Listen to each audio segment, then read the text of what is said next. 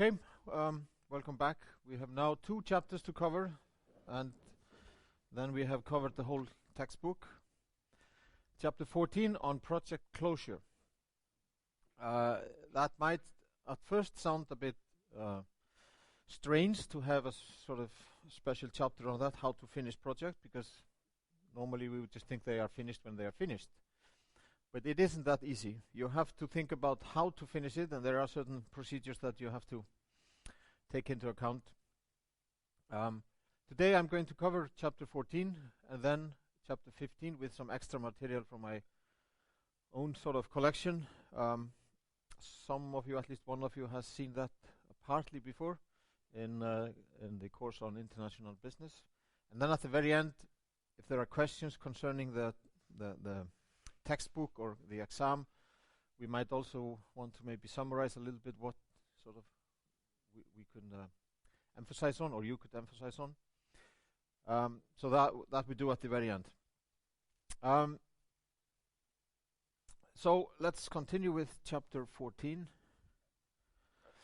We are now here, and I actually will use this drawing later on to do the summary. There are 2 ways to summarize a course, in my opinion. First of all, we could have numbers of slides from me repeating what I've already said.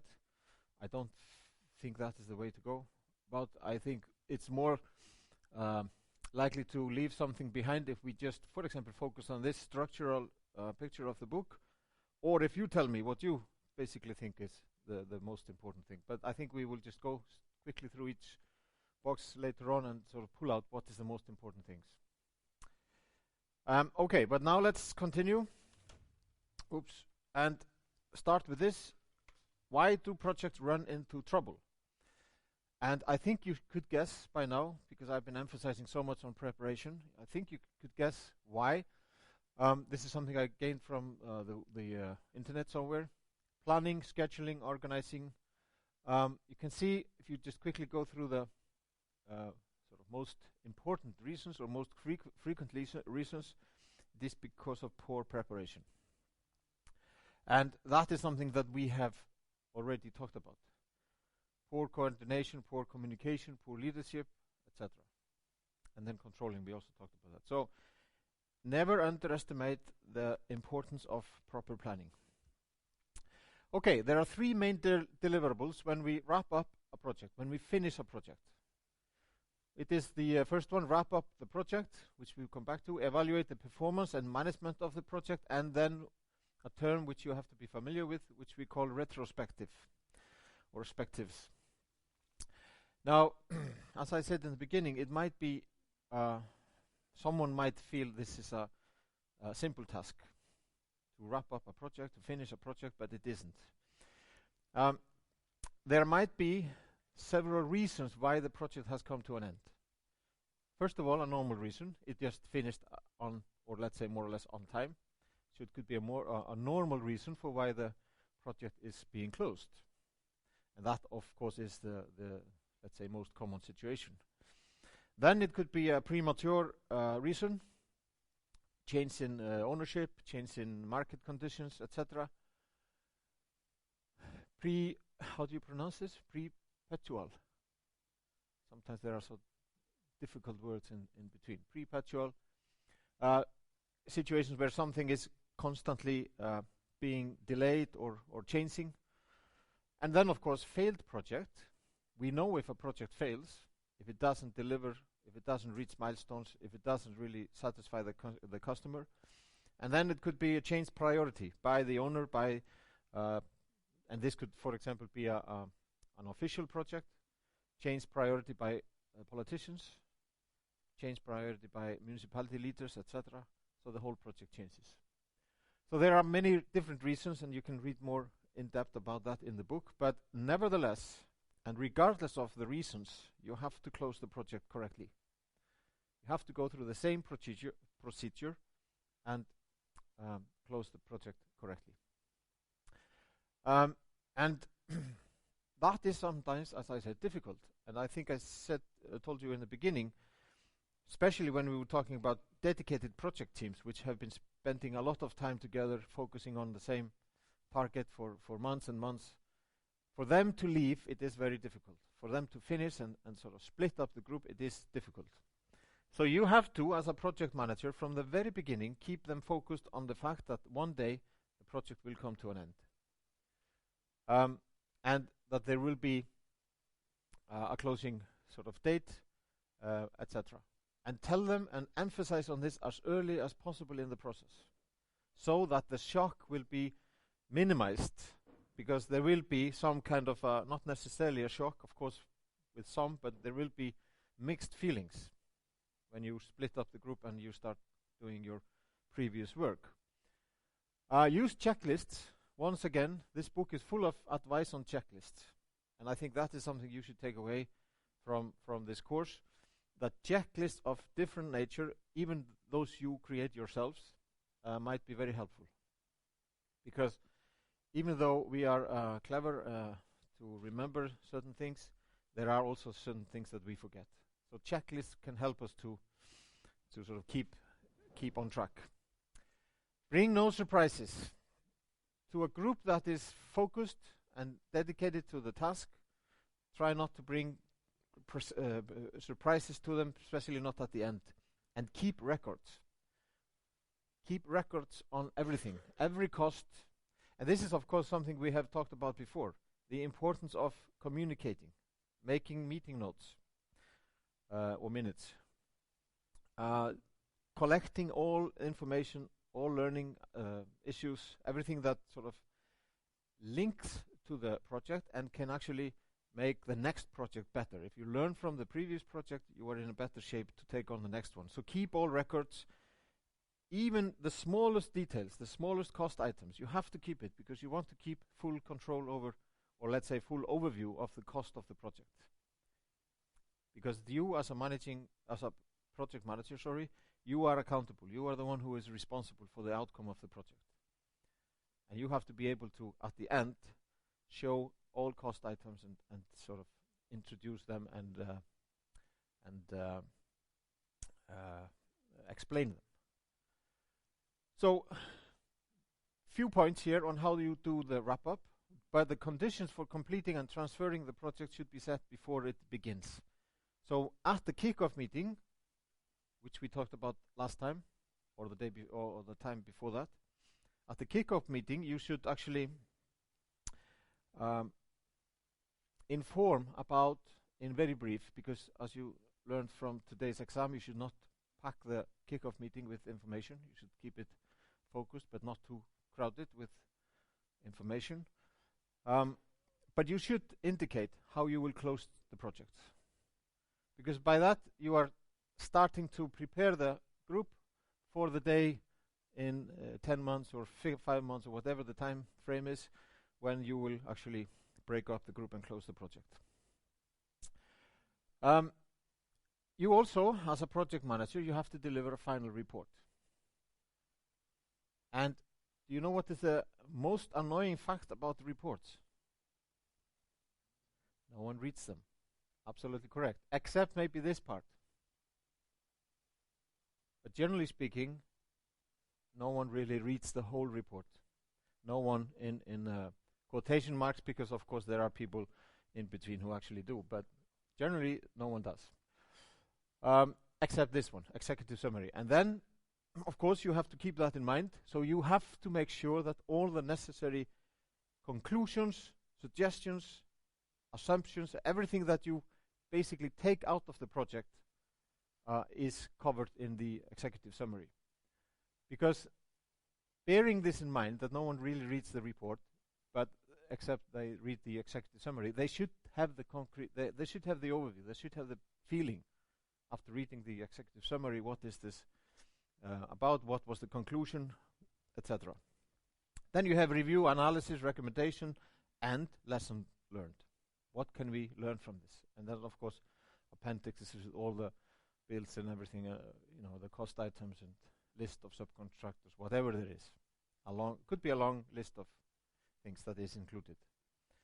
You, as a project manager, are responsible for delivering the whole thing, not just the bridge or the house or the whatever the project was about, but also the full package in terms of paperwork, etc.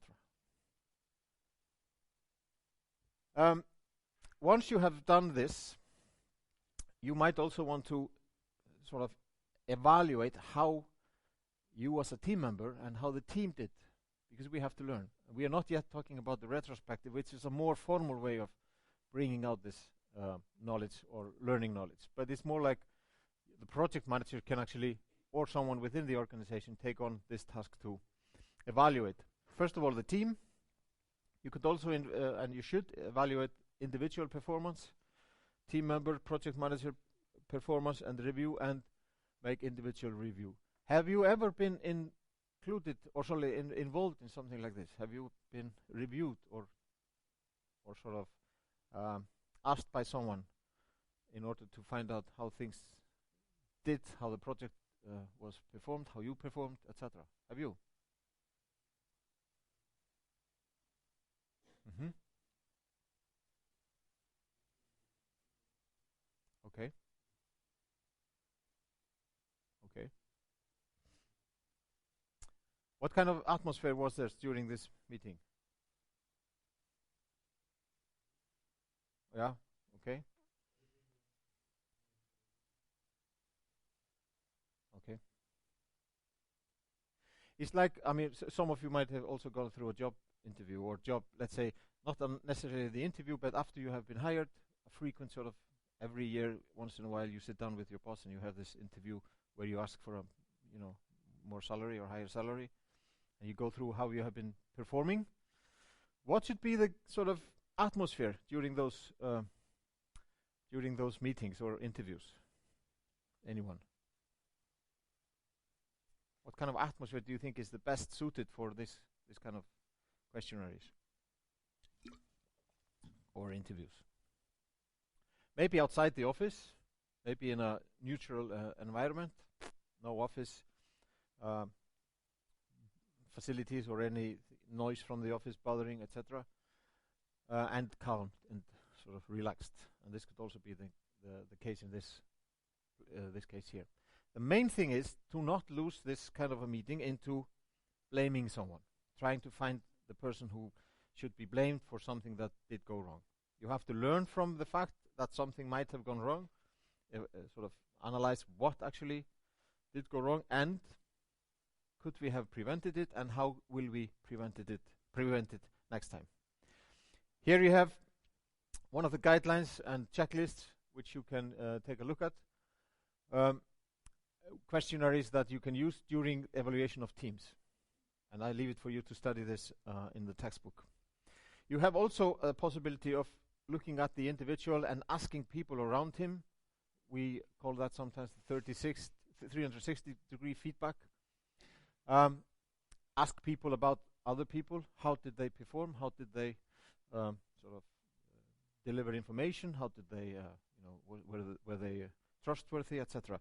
Because what you're trying to figure out with this kind of evaluation is not only was the project on time or within budget, and how well were the resources used. You're also trying to find out, did people work together properly? Did you trust each other? Did you have a nice atmosphere, etc.? You're trying to find out much more information than just time and cost figures.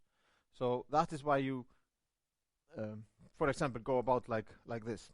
All kinds of review techniques. Start with self-evaluation. Avoid comparison with others. Focus criticism on behavior rather than on personality. It's not a witch hunt. It's something that we try to do to make things better. That's a very important thing.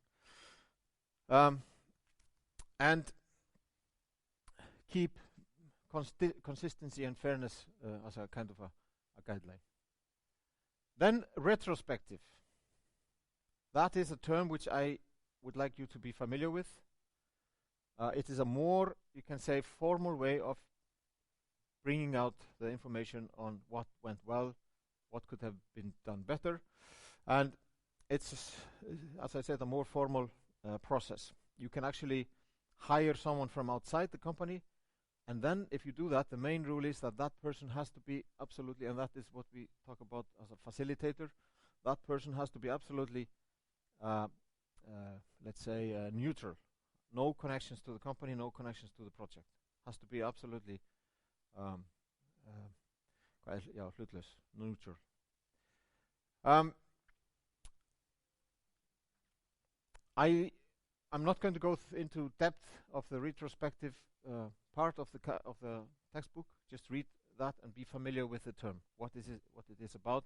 But the main thing from this chapter, this is not a long chapter really, but the main thing is that we have to understand why we are pulling out this information, why we want to learn how things went, etc. So, discussion points. Why do we need to have a well-planned closure of the project? Why is that important? And when should we start planning it? What is the fifth discipline? Retrospective is sometimes called the fifth discipline. That you always take the bother, or let's say, go through the process of having retrospectives on the project, either by an outside facilitator who is an independent person.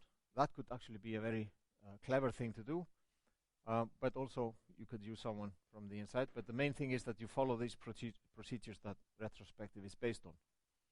And that is sometimes called the fifth discipline. Explain the wrap-up process, explain the meaning of retrospective, but the main thing is that why do we need to do this, let's say, learning process? Why do we need to pull out this information on how we did? Why not just continue and take on the next project? And the reason why we are not doing this correctly is because time is sometimes pushing us. Next project is about to start, and we want to jump on that project as soon as we can, because time is money. We don't think we have the cost to do this, because this, of course, hiring someone to do the retrospective is costly, so we don't think we have the money to pay for that cost. All kinds of excuses. But the bottom line is that every manager who has really gone through this realizes the importance of it. And big companies as well as small companies are making mistakes and losing money because they're not gaining experience and learning effects from their project, which they can take on to the next project. Any questions on chapter 14? As you can see, a fairly easy chapter, but still few points you have to be familiar with. Okay, then we just continue until we are done, and then we start on chapter 15, international projects.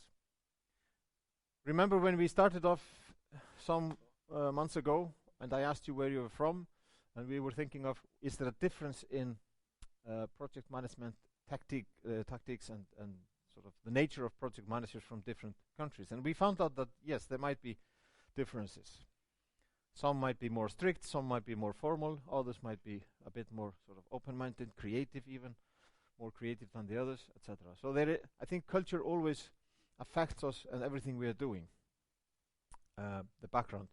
So what I'm going to do now is I'm going to combine the chapter in the book, going quickly through those slides, but then I'm combining it with some slides from my own on what we can do wrong when we are working as project managers. And I'm showing you today few examples where I have been a project manager, sometimes made mistakes, but sometimes nearly, let's say, escaped the point of making mistakes, etc. So we are here finalizing the textbook.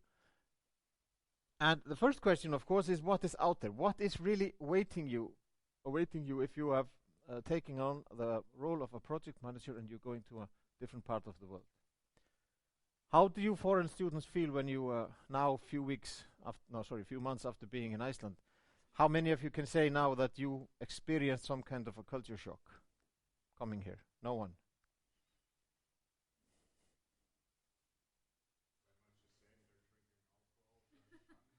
Yeah, so that suited well.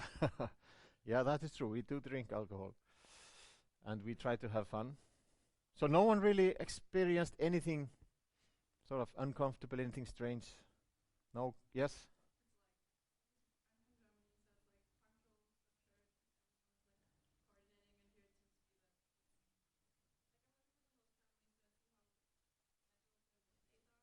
Yeah.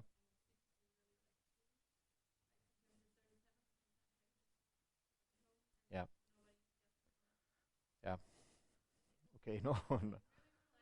Yeah. Well, I mean, it's also a sign of lack of discipline, I think. We are, yeah, yeah.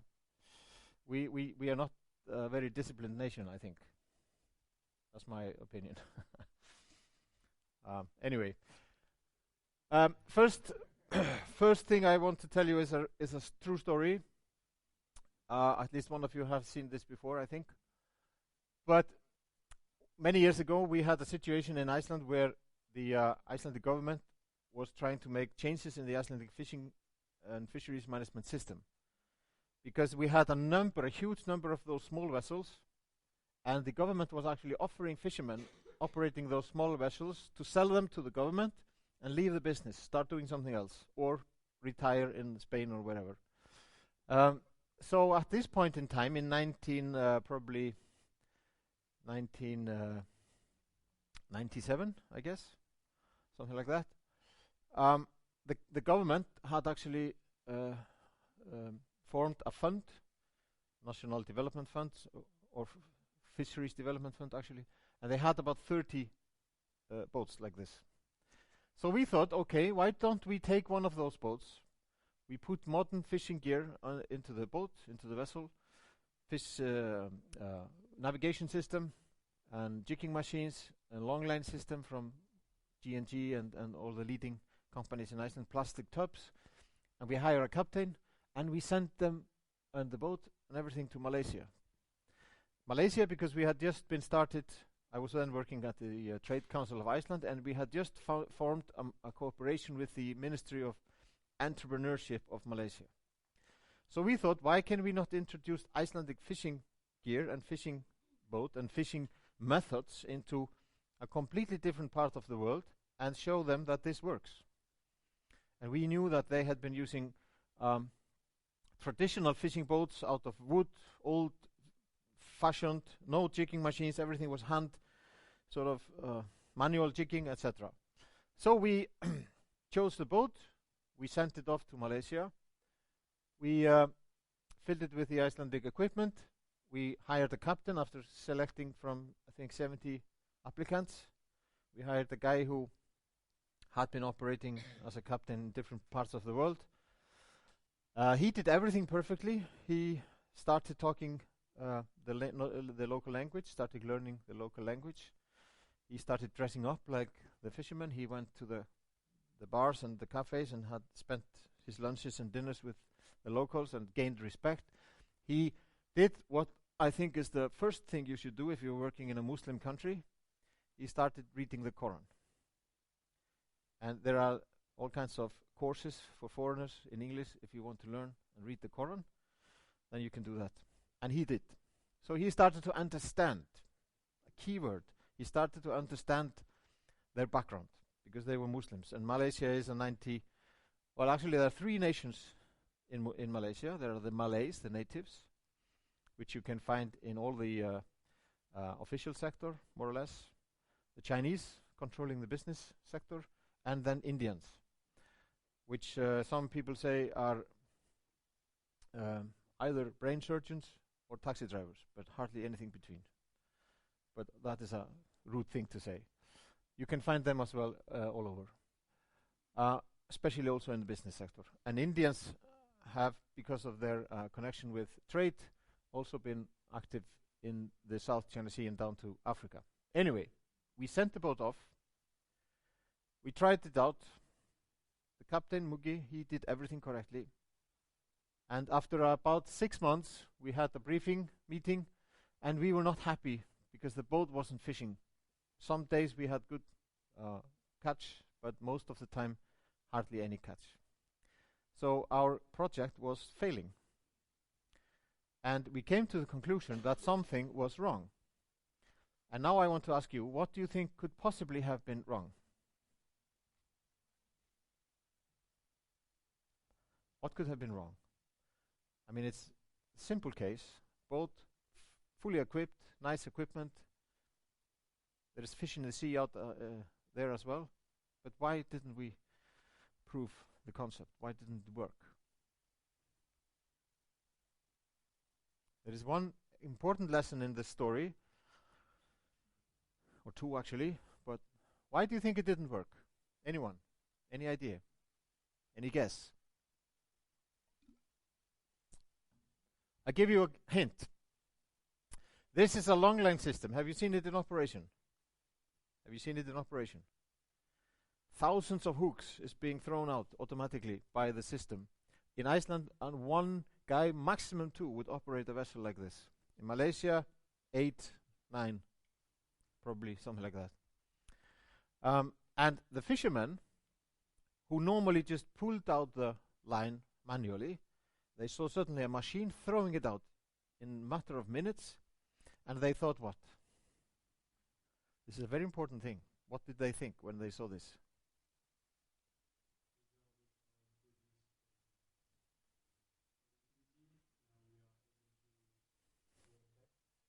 Work less. That's a good thought, but no. Well, I could actually twist this around and say actually they thought this is going to make us work nothing, or make no work. That was the thing. They were afraid of losing their job because they saw, this machine is taking our jobs away. We used to do it like this, but then the machine is throwing it out. So they were afraid of losing their jobs. The captain, the Malaysian captain, sometimes an Indonesian one, they were afraid of the navigation system. They were afraid of the Icelandic captain, even though he was, well respected. They were also afraid of losing their jobs. And what do you do when you're afraid of losing your job? Let's imagine you are two companies are merging, and suddenly your boss comes and said, "This is the new, your new colleague. So fill him in on the details. He's going to, work with you." What do you do? Would you say, "Yes, sure, welcome. I'll tell you everything I know," or what?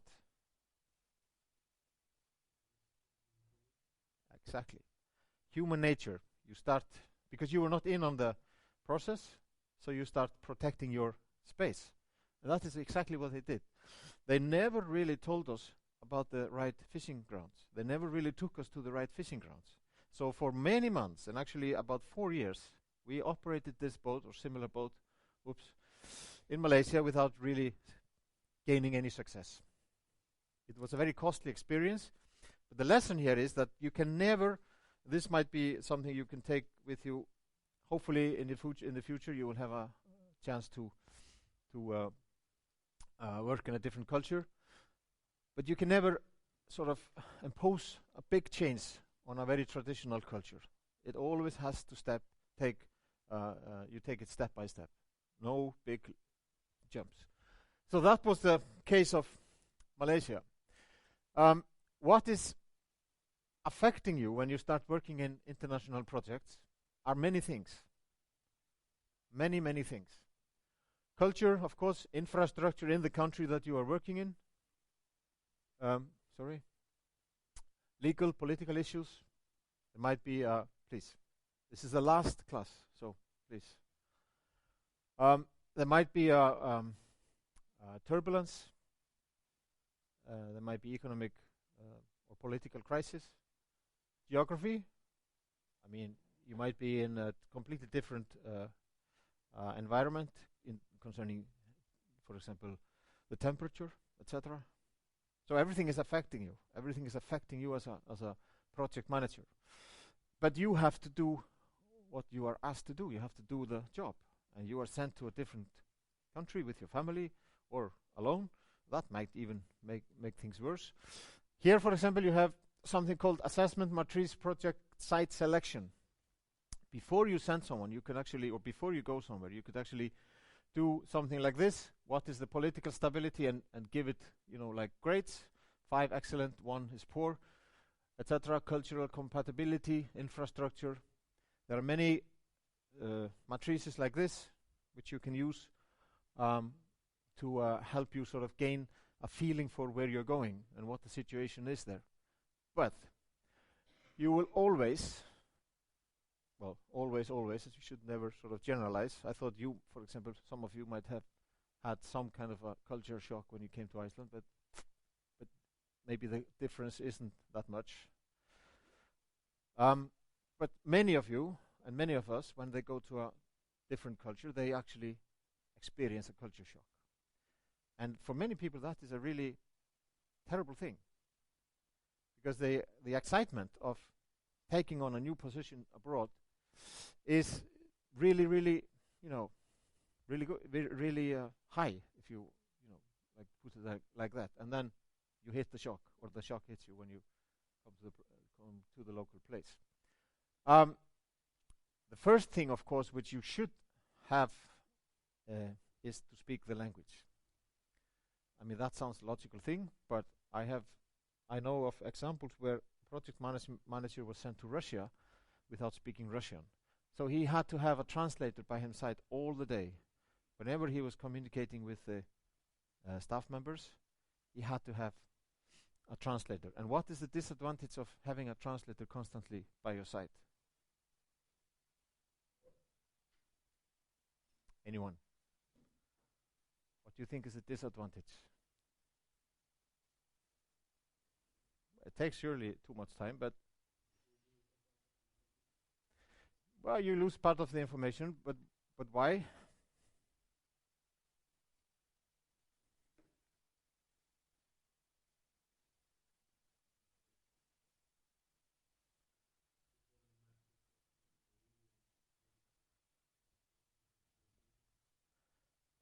What do you mean? It doesn't matter. Yeah. Okay, different understanding. Yes. Yeah, very good.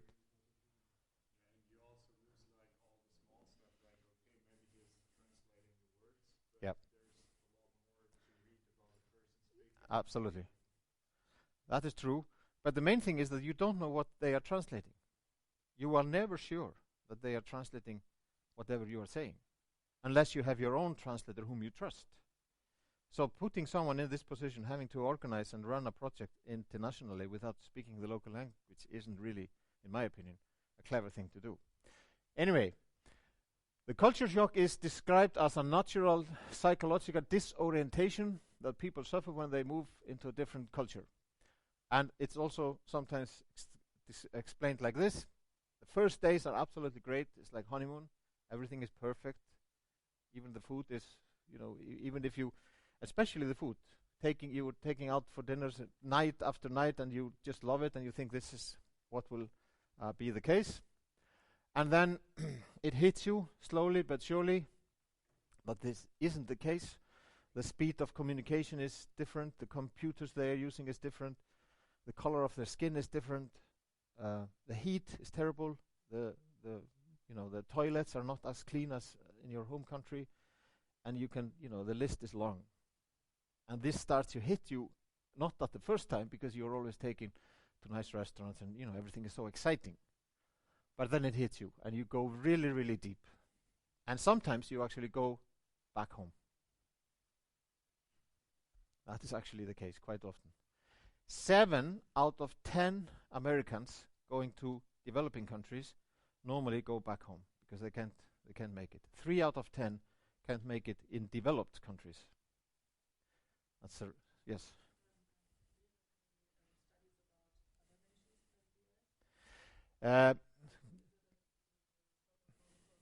No. It's a good question. No, it's absolutely not. The good thing about Americans in this sense is that they have written books about these mistakes they make and why they are being pulled back home.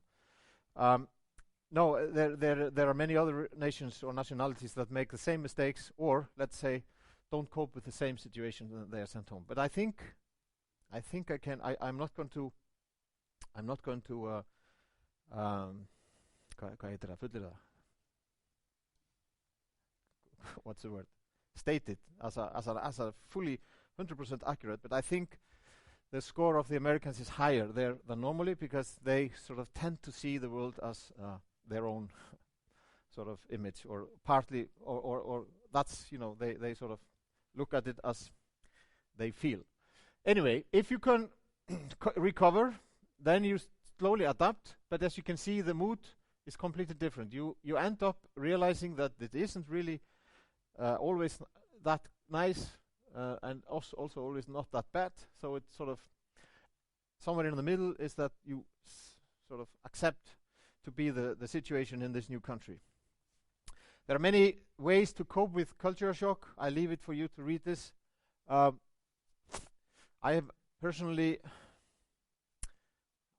I've been shocked, I must admit, many places. I've been in Pakistan, for example, which was not a very interesting experience. India is very beautiful, and so is Pakistan, but it's chaotic and sort of a lot of people. Everything is a bit crazy. You never know what you're eating, but the food is good still. So you take the chance, and you know, I've been lucky. Only a few times not so lucky, but that's different. So I'll leave it for you to read more about how you sort of cope with culture shock. First of all, when you are sending someone off to a new country or to work in a project in a different culture, you have to keep certain things into or take certain things into consideration. It would be nice and good to have work experience with cultures other than your own. Julia, please, I hate to do this. Previous overseas travel, good physical and emotional health. Why emotional?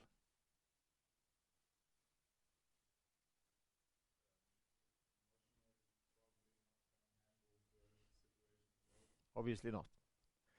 So you have to be emotionally strong to cope with all these different changes. And you have to do some kind of research. You have to have some kind of knowledge on the host nation. Today, your generation and you have no excuse for going into any country in the world without knowing the basics. Because simple Google will tell you what you need to know. When I started, there was no Google, there was not even an internet. So what did I do? I had to read books.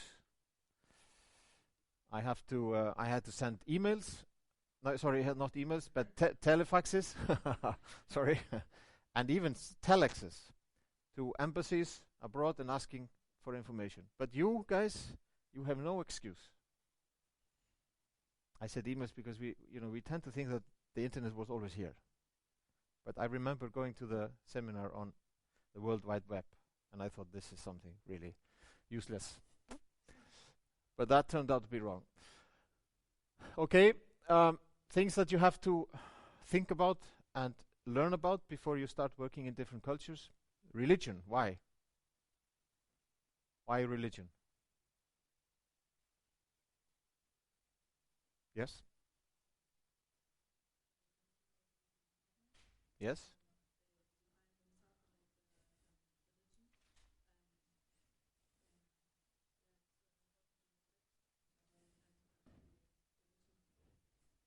Yeah? You both?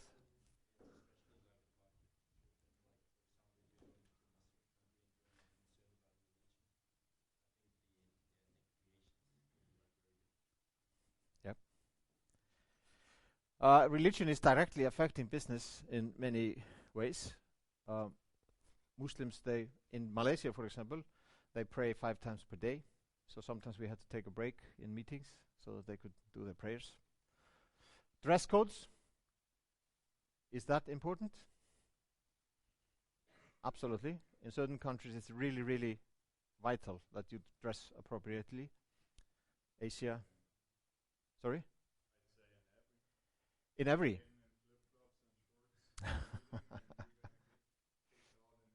Yeah. Well, I would, yeah, I think you're right. But I think, and I would actually like to agree with you, and I would like to say that this should be like that. Absolutely. But I think many cultures have downgraded the importance. Thai, for example, today in Iceland is hardly seen, except maybe in the official sector. So people are, during the prior to the boom to the crisis, when everything was going up, the young managers, they threw out their ties. And even members of parliament in Iceland, they didn't wear a tie because everything was so, going so well and so loose. But which I find is a negative development. I think sometimes you have to stick to certain dress codes. But there are also, luckily, sometimes you are informed strictly about how you should dress in certain cultures. Education system, holidays. Holidays are national and holidays based on religious reasons. This is something you should know about. Don't plan meetings, don't organize seminars and everything unless you know exactly, please, unless you know exactly the dates. Family life, business protocols, social etiquettes, etc. Now, this chapter is basically about things like that, but now I'm going to soon start showing you something else. But here is a list of things that, or let's say when things go wrong. And what can go wrong, it will always go wrong. And especially in the time when it shouldn't. People will always complicate things. No matter how much you learn and read about different cultures, you will always find people whom you don't understand and who will complicate things for you. So, as I've said many times, before you start working as a project manager, list up all the stakeholders, identify whom you should deal with in different ways, etc. Try to read the people, try to understand what kind of characters you're dealing with. Don't assume everyone is the same, and certainly don't assume that everyone is nice always, because that is not the case. If you are if you are moving to a different culture with your spouse, then make sure that your spouse has something meaningful to do. And that is not always the case. In fact, spouses are seldom included in the deal. It's always the focus on the person who is being sent to run a project, which is the main thing for the company. So spouses are forgotten.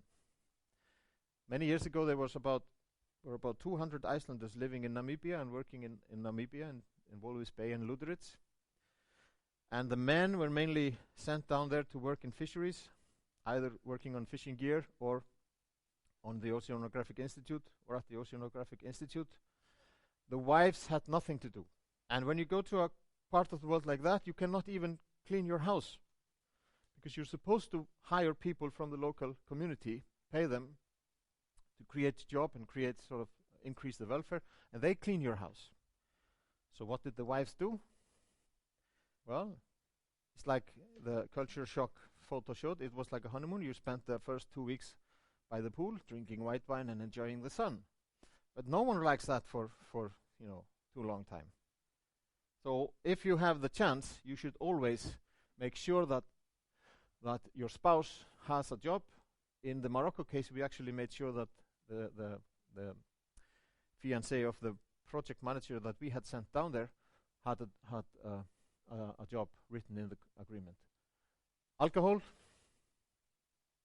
even though it's nice to drink alcohol, it is one of the biggest reasons for why people make mistakes in project management abroad and locally, etc. And basically why we make mistakes.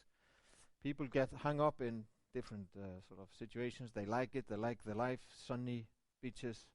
I've actually been running a project where we had to start searching for 2 of our employers. Yeah, it's not a joke. I mean, it is funny, but it's not a joke. This was in Argentina, and the reason was, well, life was good. So we had to send people and search for them. They were drinking a little bit too much, enjoying the sun and the other sex.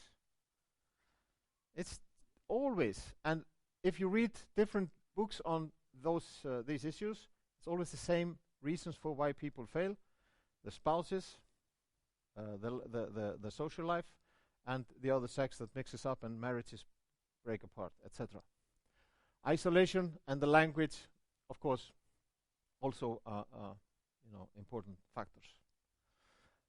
Lack of understanding is therefore is one of the things that I emphasize the most. I think we need to understand the culture we are going to be working in. We don't have to agree to it, but we need to understand it.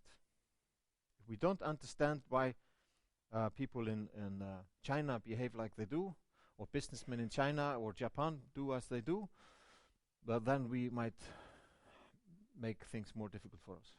And if you can't do this, you are most likely don't have cultural adaptability. And then you should just stay at home. You should not take on international projects or international tasks if you don't have the cultural adaptability. If you start arguing about everything that is not as it is at home, You will soon lose face in the eyes of the others, and you won't make it. I've seen this happen. We went down to, in 1995, we went down to Ludritz in Namibia, and unfortunately the Icelandic project manager was not capable of working with the local people. Whether it was the different speed of the way they were working or the different color of the skin, we don't know, but you could just smell it and feel it and see it. This relationship was not working.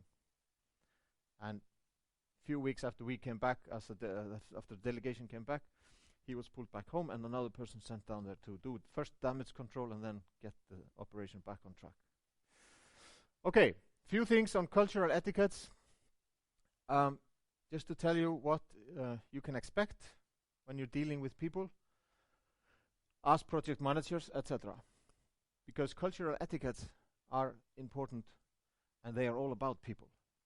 You know, we have now been talking about the project management, but now I'm going to sort of dig into this issue, which is, of course, when the project manager starts dealing with his stakeholders, his subcontractors, etc. One of the things that we have found a bit problematic is kissing. Now you look at me as I'm.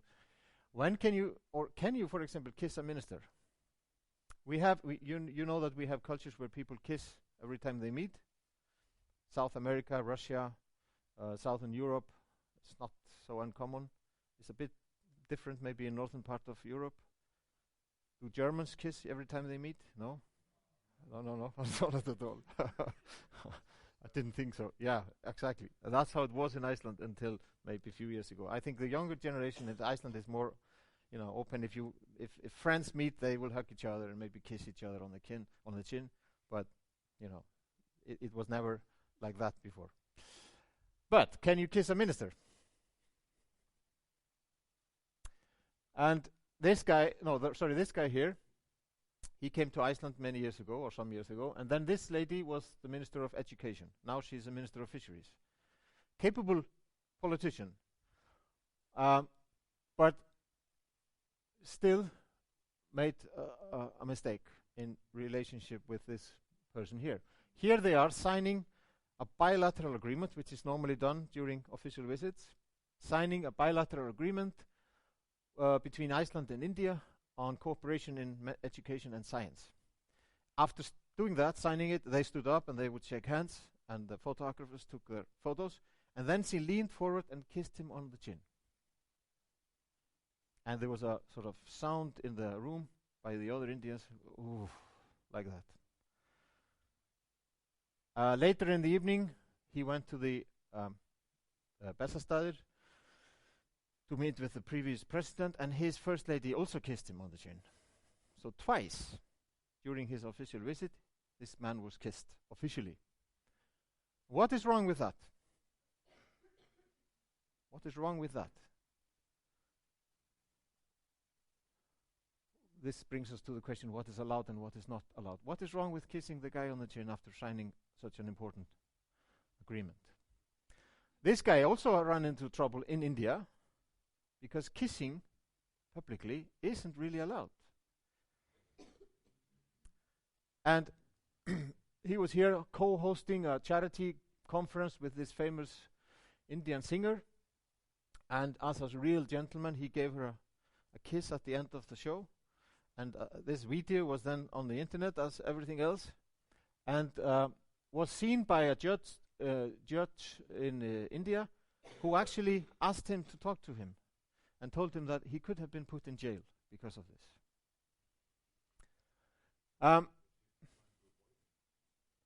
Sorry? Well, probably she realized, because she, of course, knew the rules of the game, that you should not do this. Then we also have to keep in mind, when we are dealing with different cultures and people from different cultures, that some things are right, others are wrong. We have different values. What we feel is right, others might feel is absolutely wrong. And I sometimes put this up. Why do people in the world, for example, think that this relationship is okay, but this one isn't? Can anyone tell me that?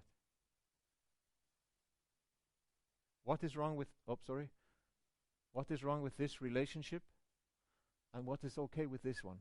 They had an affair for years and years, and suddenly they came out in the open, and then people have kind of accepted it, but no one really likes this one except maybe the two of them. Yes? Well, this is Woody Allen and his wife. This is Prince Charles and Camilla. But it's a good question. Okay. Can anyone comment on this? Why is this okay? Sorry, why is this not okay and this is okay? This is the first time I find audience who doesn't actually. Yes? Yeah?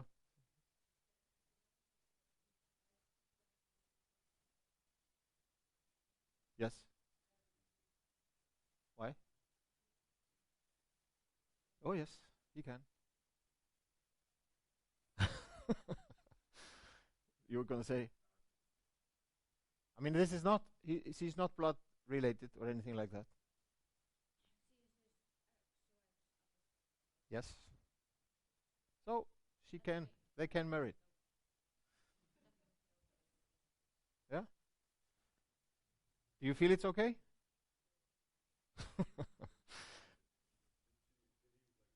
Yes. So you got to know her very well. Of course, it's not okay. Come on. I am pushing you a bit. I don't think it's okay. In either cases, actually. What I'm trying to show you here is that we could actually, if we would really go into debate on this, we would spend the rest of the day arguing whether this is okay or not, because we believe differently. Some of us might say, so what? This is, they're happy, but, others might say this is disgusting. And we could spend the rest of the day and even tomorrow as well, because when it has to do with feelings, we don't normally get to any sensible conclusion. That is why it's very good to have the laws, because they sometimes say, for example, this, and as in India, this is in Malaysia, it is actually forbidden to kiss openly or officially in Malaysia. In Singapore, you don't cross the street unless you go straight across it. You don't cross it like this. It's not allowed. It's forbidden. You can be fined. So the law tells you it is actually forbidden. And that helps you out in certain situations. Okay. Some elements of culture have to do with verbal communication, body language, religion, norms and values, customs, things like that, education, and of course social system. I'm going to focus on few things just to bring up what you as project managers might find or might sort of get into trouble with. Language.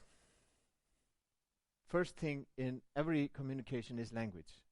And I think I asked you in the beginning when someone said the most difficult thing in communicating with people internationally is, of course, understanding or being understood. It's language. When I introduced me, I was working quite a lot in Malaysia previously. When I introduced myself, I said, my name is Thorgeir. And then everyone would laugh. It's like first time I saw you, I said, my name is Thorgeir, and you would all laugh. It would be very strange. So, but this happened again and again. And at the end, I just asked someone, a local person, why are they laughing when I say my name? And they said, well, first of all, and he knew all the time. He just never told me. He said, first of all, they don't hear you say Thorgeir. They hear you say Toge. And that means bean sprout. Silly thing, but it will always make them laugh. My name is bean sprout. That's what they heard. And, you think it's funny?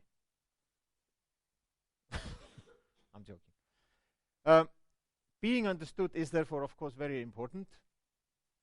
Language is, of course, a key, but it doesn't always help you in the sense that sometimes things are not understood the way as you want it to be. Translate, for example. Translating something isn't really always understood as you want it to be.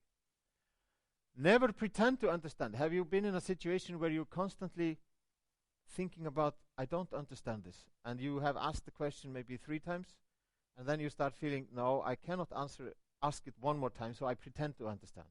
Have you? Yeah, well, don't do anymore. especially if you are negotiating for something, technical things, details. Just ask one more time, because the other person is more likely than you think to realize that you are pretending, you're faking it. And you might actually, that person might start taking advantage of you. Keep it stupid simple. Don't try to talk or speak or sort of ask sophisticated questions if that is not your nature. If you don't speak with Oxford accent, just don't try to do it. Just speak as you speak. Sometimes even you have to downgrade your English into a very basic, we meet at hotel 9 o'clock, sign agreement, things like that. But you have to do that if you are really going to get at the same level as the people you're working with. So accent, sound of tone, alphabet symbols. You've been in countries, I guess, where you have, looking at the signs doesn't help you because it's different alphabet, right? It's a bit uncomfortable, isn't it? You don't know where you are going. You cannot, sometimes you have to have everything written in, if you're taking a taxi, you have to have it in English. But that does not help you, for example, in China or Japan. Those two countries whom you think are the, and they are so great in terms of international business and trade, language is one of the biggest problem in terms of business. If you take a taxi in China, you have to print everything out in Chinese. And you can, if you find a map on Google, you print it out as Chinese and then show it to a taxi driver. Different talking modes. How many of you have been using a business card or a visit card? Anyone? No one?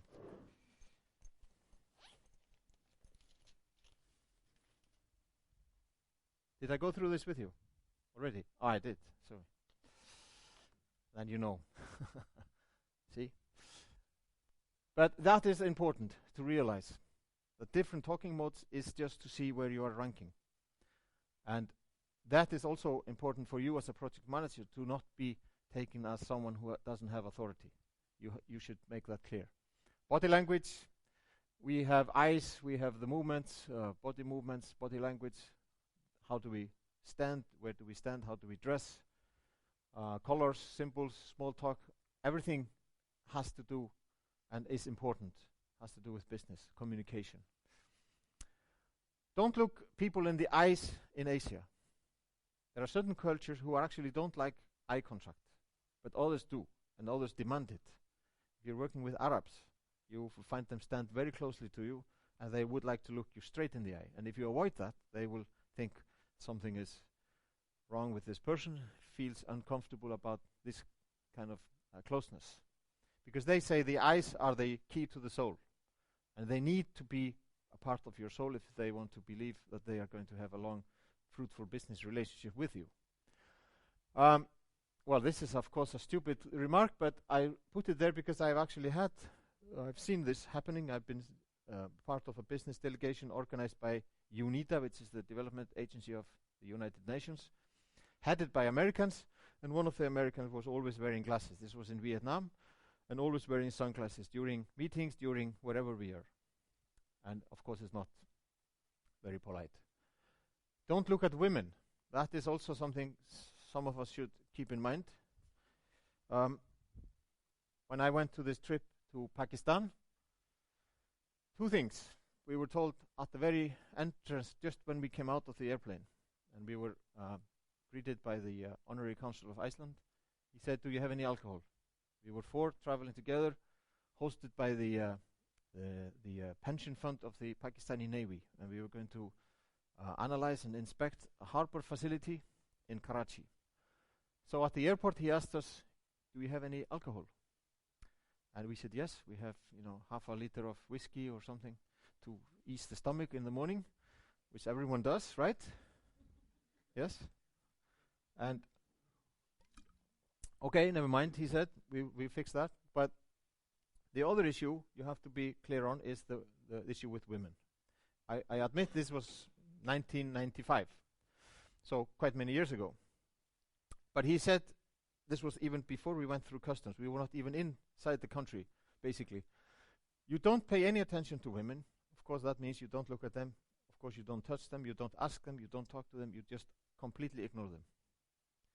And this is where I realized that sometimes you have to try to understand the differences in culture, even though you don't agree to it. There was only one woman in the whole trip, which was about 10 days during the whole trip, that we got to meet and shake hands with, and that was his wife during an invitation to their home. Because she had been together with him living in America and become a bit westernized, and then you start giving discount on those, let's say, cultural norms. But for us as tourists, as outsiders, absolutely very clear. Completely ignore them. Okay, the fingers, the body language. Have you paid any attention to that? Have you thought about, that sometimes you might be doing something wrong with your fingers? Do you often do this? This? Yeah? Well, from now on, you should think about, okay, I'm in Iceland, or it should be okay here, but I'm in Peru. Maybe you should not do it like that. I'm in Mexico, or something like that. Anyway, because the signs actually can have different meaning. And in some cultures, this is, for example, and this more linked to sex and pornography than victory or something like that. Keep that in mind. This guy, do you think this is a friendly sort of approach? The conference, press conference? He's not asking to be his friend right there, I think. So never point directly. Always, like the king does, or queen. With your whole hand, never with your one finger. Raising a finger is,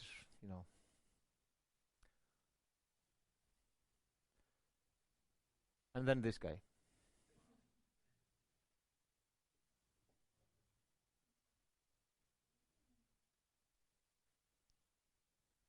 And, this is in Icelandic, means and. This is actually sent to me by one of my previous students, and some of the students actually do send me things like that from time to time. If you have something interesting related to cultural issues, you are free to do so, if it has a meaning for the topic.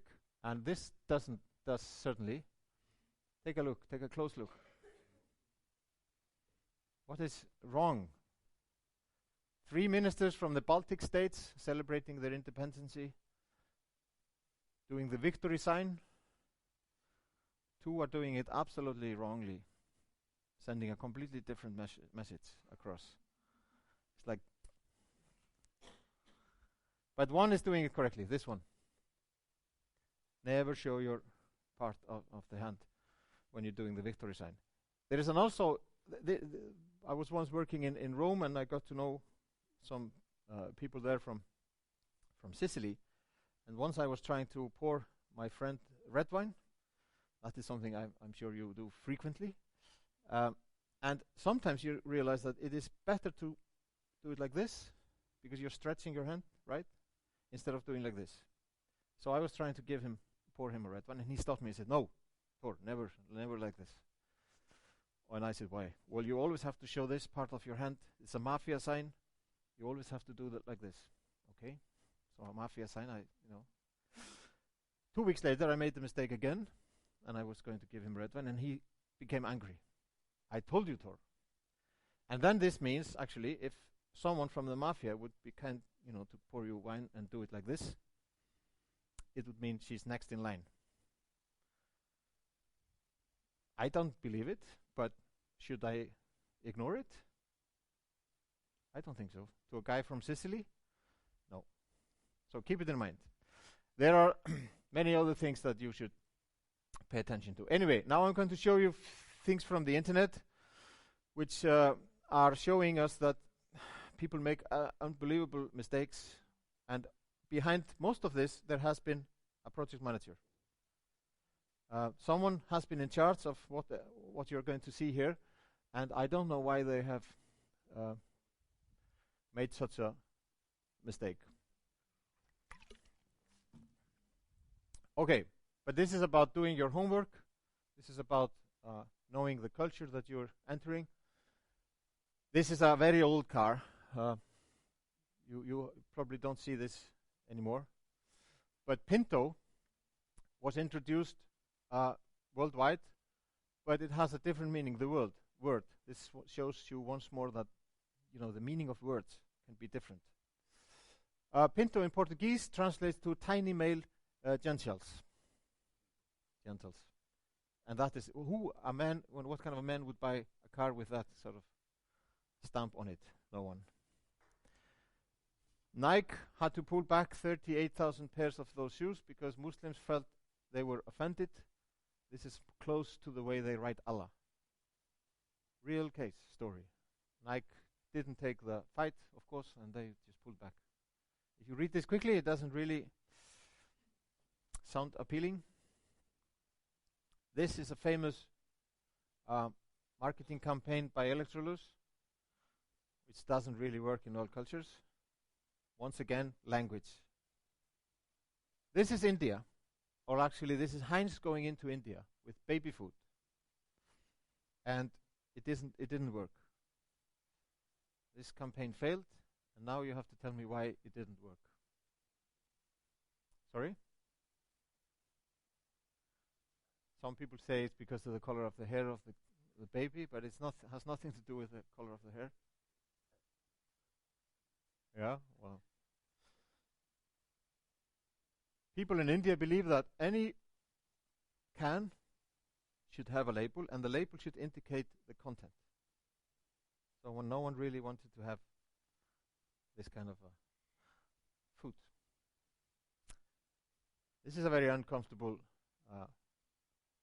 or inconvenient, at least.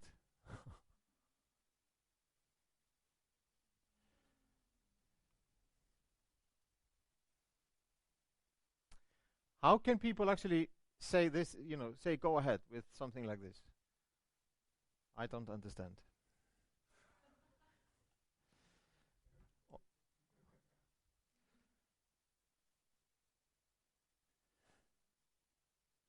Yeah, it's not nice. It's not.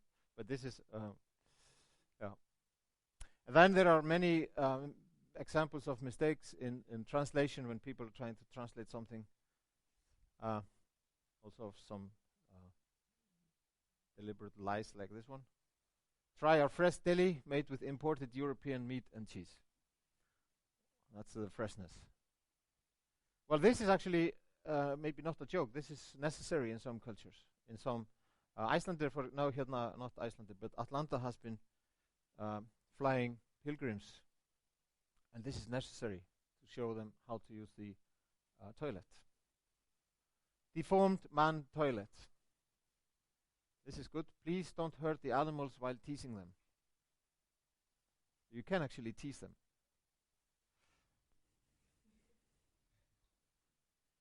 This one is still a mystery to me. For restrooms, go back toward your behind. Can you figure out where to go? This one is, you've probably seen this on the internet, I guess. Colder than most people from Toronto. This is a big insult to people from Toronto. This one is my favorite.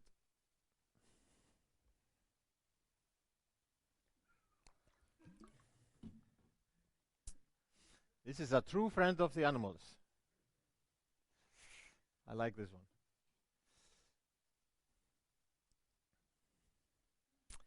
When you're getting off with your lover, pay attention to your back. Is that what people are thinking of? Who restaurant? Many things like that. If you want to dig into this topic, you just Google cultural mistakes, and you have a long list of things.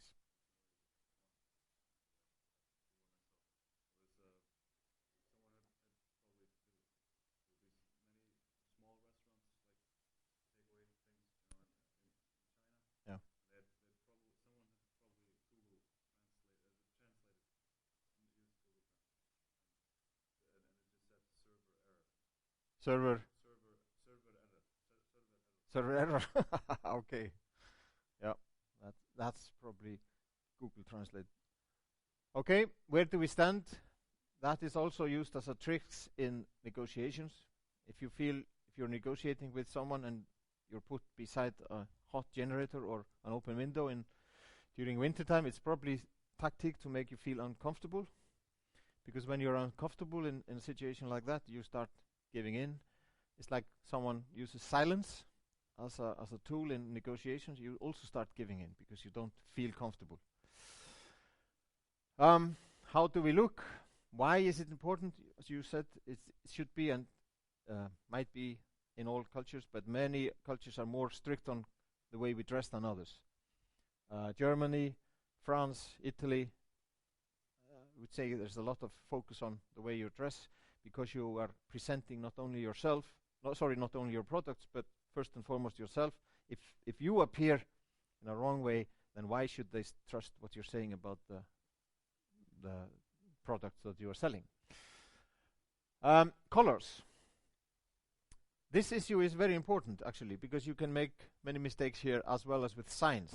Logos, for example, normally or quite often include different signs, and there are cultures who have bad feelings for certain signs.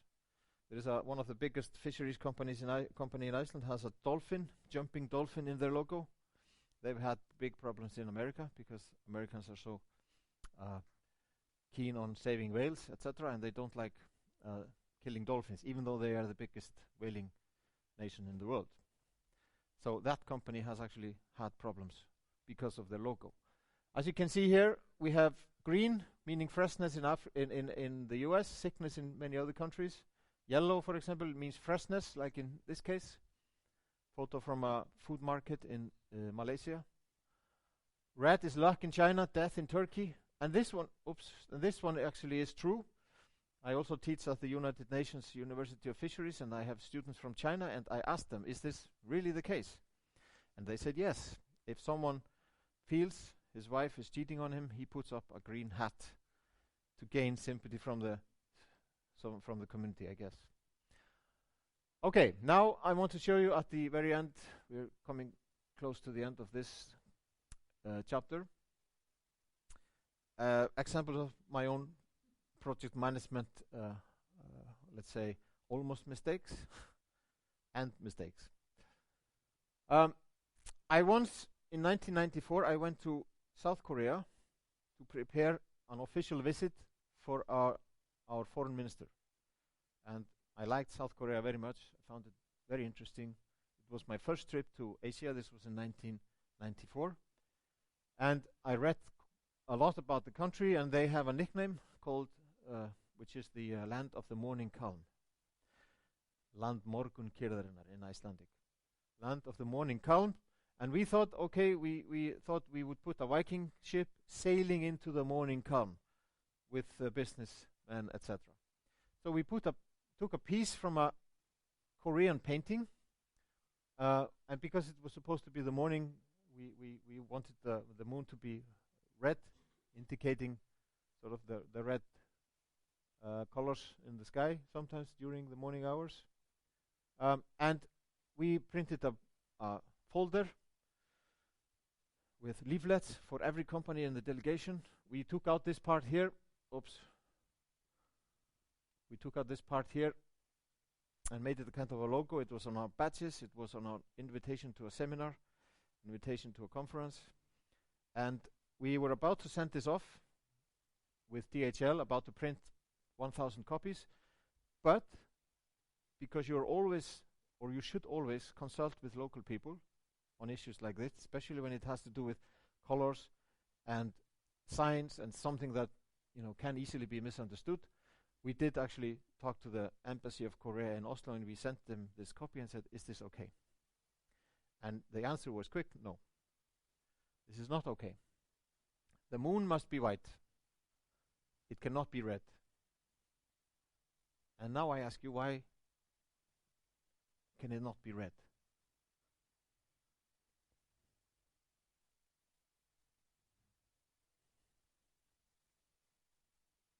Anyone? And what is the meaning of the red? Death in Turkey, yes, but not in South Korea. Not directly. You're getting closer, but it's not the right answer. Sorry? Blood. It reminds them of blood. Yes. Yes, absolutely. Yes?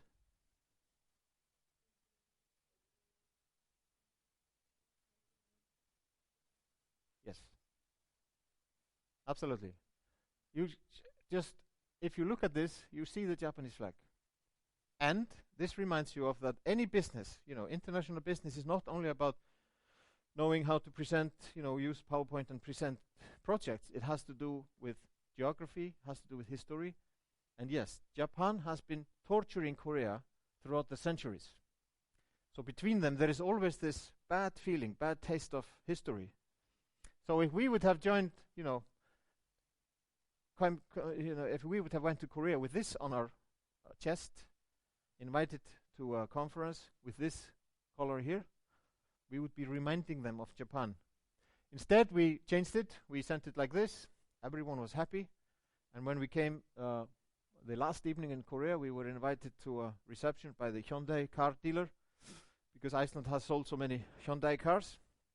And the Hyundai manufacturer in Korea is very happy about that. So we were invited to dinner. And this painting was actually at the end of the ballroom. So we could actually see our small part, which was here, was actually covering the wall in the meeting room. So we didn't do a mistake, or I didn't do a mistake, because I checked locally. The year after, we took our same minister down to Argentina and Chile. Same concept, folder, leaflets, everything. I printed out, or we had it printed out, I think in 600-700 units, and then DHL took it down to Buenos Aires. We started there, and then I got a call from the consulate in Buenos Aires. Thor, what are you doing? So I said, okay, I've done something wrong. And what can you see wrong with this? And once again, history, geography. What is wrong? It does not, has nothing to do with the difference in size. Many people ask about that, but it's not. What is wrong there? I'll give you an indication.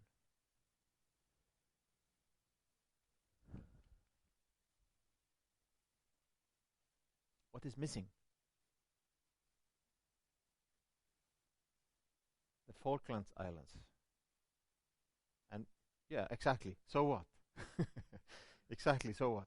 Well, remember history, remember geography. Of geography, should have told us that, there's supposed to be islands here, but history. 2 times, Argentina and the UK have gone into war about these islands, about the ownership of these islands. So by not including them on a leaflet that you're sending to Argentina, it's like saying, sorry guys, we don't believe you own the islands, belong to the British, just get over it. But that, was not, of course, not the meaning. It was just a simple mistake. We didn't check, and we should have noticed that the islands were not there. Luckily, the Argentines said, well, it is a mistake, we don't like it, but life goes on, and we are friendly people. So let's continue with the visit and forget it. Don't do it again. But this was clearly a mistake. Okay. If you are meeting with people whom you have to deal with, and you have to sort of, as I said, once again, list up the stakeholders and identify what kind of communication and relationship you need with them. But the issue of gifts is underestimated, in my opinion. Many people say all this, what I've been talking about, the cultural sort of approach, knowing about cultural etiquettes, isn't really that important because globalization, everything is moving faster. We are, we can be in Asia by midnight tomorrow if we just manage everything correctly, etc. Everything is close, but cultural differences are not changing all that fast, in my opinion. And some things will never change, or let's say, I don't think they will change. So, giving gifts, for example, can create a certain sort of tone, a certain atmosphere between the people that you are with the people that you're dealing with. And then, of course, what should you give? I, for example, recently beginning, when I meet people for the first time, I give them normally something small, easy to travel, but it has to have a meaning and a story. Björk, you all know Björk, I guess. Well, maybe you didn't know that she made a jazz CD many years ago. You've known her for her current music, but maybe not for her involvement in jazz. So there's one CD called Glinglo. Before you leave, you should buy it. Glinglo with Björk and a jazz trio. Probably the best jazz music you could find in Guðmundur R. Einarsson or Guðmundur Ingólfsson. The pianist, for example, many said he's dead now, but they said at the time he was one of the 5 or 10 best in the world. Anyway, that I used to give just so that people would, because everyone knew Björk, and you could tell something about that. This is her first jazz CD before she became a megastar. Now I'm giving Hávamál, which is the sayings of the Vikings, which is also good to give, easy to travel with, etc. Okay, now finally, you told me earlier and told us that you didn't have a culture shock, but still, there are things in Europe and things between us which we don't like among, in the nature of the others. This, for example, is one of the 5 top things that foreigners don't like about Icelanders. You know what I'm talking about? Yeah. So, and you don't like it, I guess.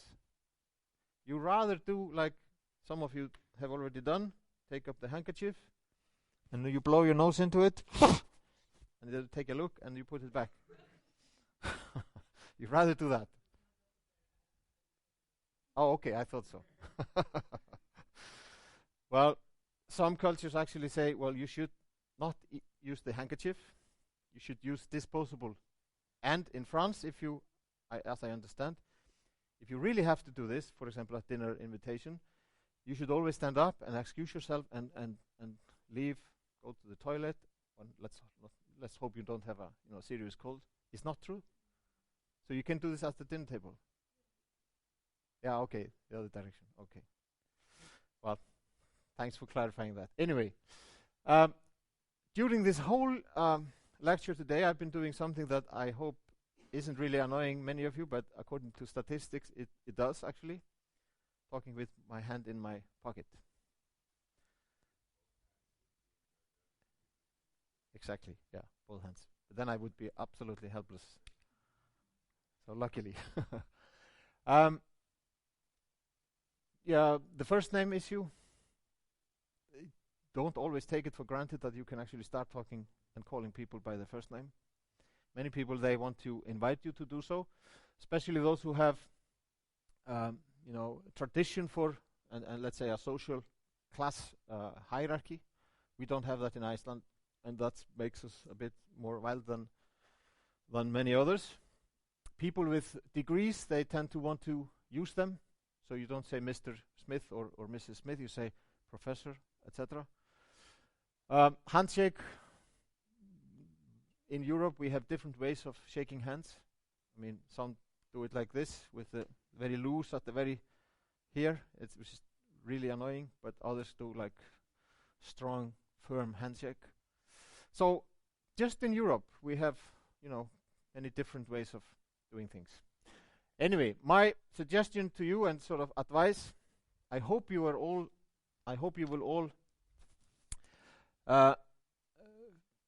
one day, I hope you will all be in a position where you are offered or actually taking on a position as a project manager abroad. Learning about different cultures, trying out your skills in a different environment. I hope really that you have that chance. Then I say, try to learn about the other side, but never try to be the other side. That is really annoying. If you can't cope with, and sort of you don't master the whole thing, just be as you are, be polite, etc. Always pay attention to, and this is something that we have been talking about in project management, pay attention to the early phases, in the beginning of the project. Invest your time and effort in getting to know the people, all the stakeholders, etc. Pay attention to local issues. If you are a project manager in an area and you go through the whole project without really understanding the local sort of community, knowing your way about, knowing the main sites, etc. Well, of course you can manage, but you will gain much more respect if you sort of pay attention to where you are and what people are doing, and if you go to the local market, etc. Be a part of the environment. Be on people's side, and a few other things. Be patient, never lose face. If you start losing face, then call your boss and say, I have to come home, and go home. Never lose face, because in many cultures you are absolutely gone. You're dead as a professional if you start losing face. And if you feel that you can't cope with everything which is different, food, environment, heat, smell, people, etc., the working speed, the computers, if you can't cope with it, then just stay at home. Find a job at home. That would help you. Sorry? Yeah, I mean, if you start sort of arguing about everything that is different, and you start behaving, showing anger, showing disappointment about everything that is different, yes, then you will start, in the eyes of the others, then you will lose face. And equally important, don't put anyone else in the position of losing face. Okay, finally, of course, don't be so hung up and stressed about remembering all the do's and don'ts that you don't enjoy the whole thing. Because that would be a shame. You should always try to enjoy. I have been fortunate. I've been given chances to work as a project manager in different countries and different cultures. And it's an experience that I can sort of take with me to the next project, and basically wherever and whatever I'm doing, I've always tried to enjoy it. At the same time I try to behave. That's of course what we should always do. Okay. Just quickly, so that we can say that we are done with this course, more or less. First question to you. What do you feel? Sorry. Are you okay? Okay. But you missed. Okay. Okay. Right, it's here. He didn't miss. Okay. What is the, let's say, number one thing that you feel you have gained as a learning experience from this course? Anyone?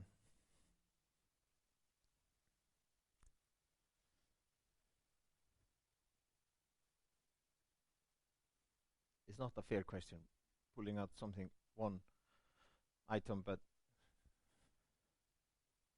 remember, this is an introductory course aimed to give you an overall picture, insight to the topic, not sort of full depth. Anyone?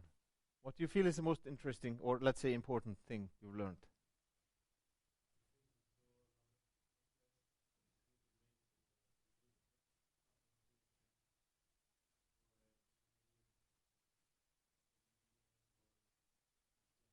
Mm-hmm. Okay. Okay. The tools, the structure. Yeah. Good. Good point.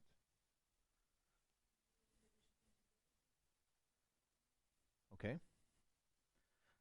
That is a very important thing to remember. The responsibility, where it lies. Anything else?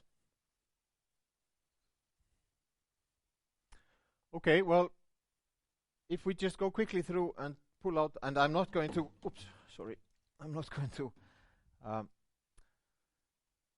be able to pull out everything that is going to be important for the exam, but if we just go quickly through, for example, chapter 2, remembering that projects and strategy have a close relationship, because when a company goes through a strategic planning, wanting to develop into a certain dimension or a direction, in 5 years we want to have established so and so many outlets in different parts of the world, etc. That doesn't happen unless we start doing different kinds of projects. Projects are a way to reach companies' goals, and that is why you need project managers. in more, let's say, in larger numbers, because companies are frequently doing, and more frequently and faster doing, their strategic planning.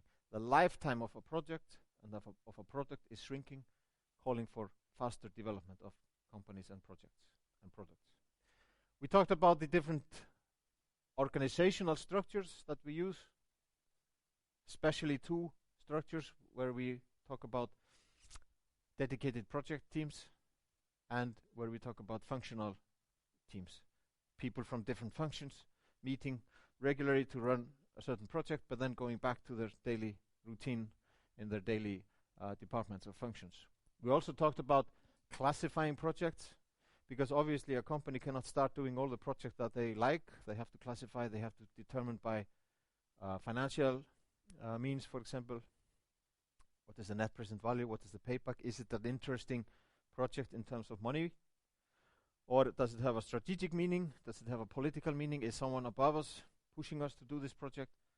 Why do we actually start certain projects before others? And we talked quite a lot about defining a project. The scope definition has to be accurate. It has to be detailed and accurate, because what you're doing here is actually describing what happens here. You're describing the end product in the beginning, and that, of course, is obviously not easy. So you have to have gone through all kinds of thinking, involve people from different parts of the company or the team. Then you have to, once you have defined what you're going to be doing, you have to estimate how you're going to do it. How many people do we need? How many resources? How many computers? How many trucks? Cranes? Whatever the project is about, and how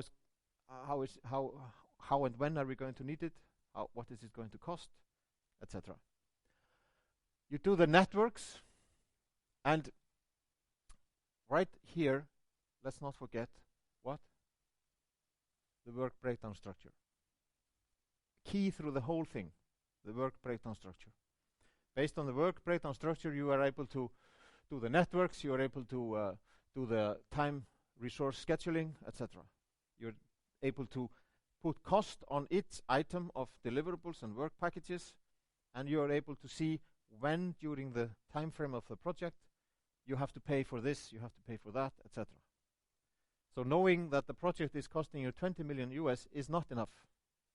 But knowing that it's spread, those 20 millions are going to be spread out like this over the whole period of the project, that is what you need to do a cash flow, budget, and cash flow overview, etc.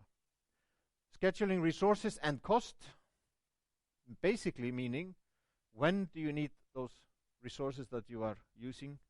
You actually defined the resources here, but here you are scheduling when you are going to need it. In the beginning, during the midways through, or at the end. Don't hire them all in the beginning if you don't need them until at the end or in the mid. Throughout the whole thing, you do managing of the risk, and you always try to identify new risk items. Remember the risk management system process. 4 steps, and always identifying new risks. Then we talked about, and back to chapter 6, the nature of networks is to see in which order you can actually implement the tasks. Which one you have to start on, then you can maybe do 2 or 3 together. They have to be finished before you can start the 4th one, etc.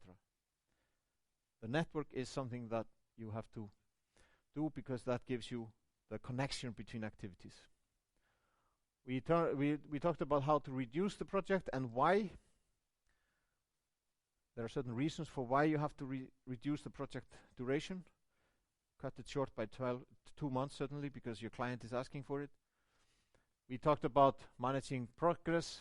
And then, on the management side, we have talked about leadership. Does the project manager has to be a leader or a manager? Or both?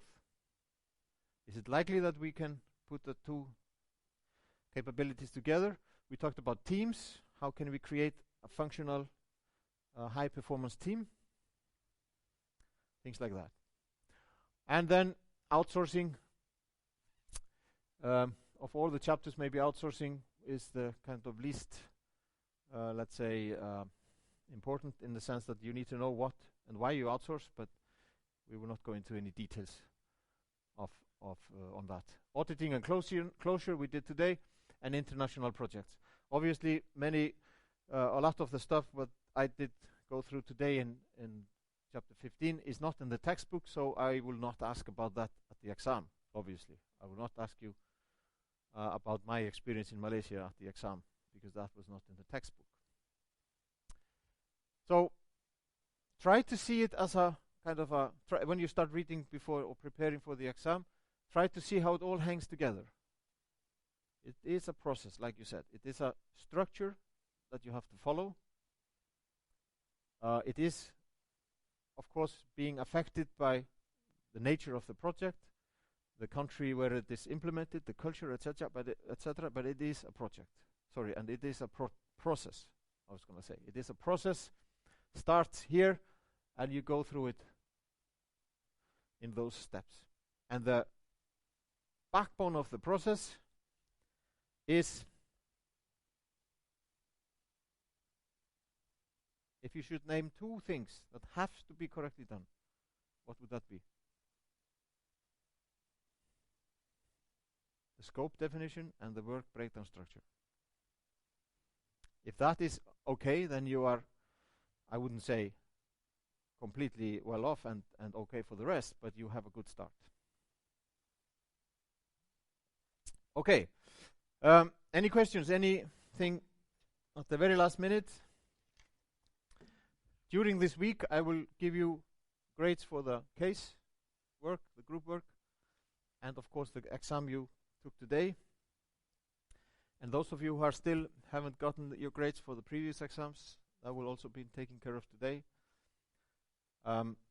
So at the exam on Monday, you should have everything except just the exam on Monday, which will be only multiple choice questions.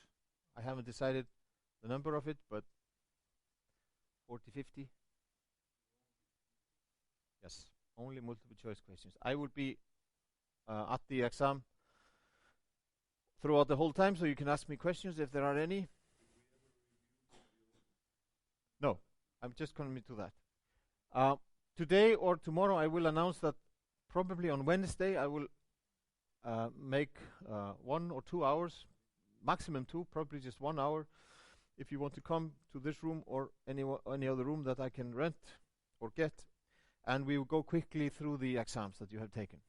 You cannot take it, the solutions I will not hand it out to you, but we'll go through it here, and you have to sort of remember what was correct. We don't have an exam bank in this course, so there is no access to previous old exams, but I'll go through it here. And I have to check which room, maybe, and hopefully this one, to make it easier, but I'll let you know in my school either today or tomorrow morning. That will be probably on Wednesday, so that you can come here and see, especially those who were not happy with the grades, you can see what you probably did wrong. All right. Okay, I thank you for your involvement and for your input and contribution to the class. I wish you all the best at the exam and in your future work. Maybe I'll see some of you again, I don't know, but if not, just good luck with you in the rest of your life. Thank you. Julia.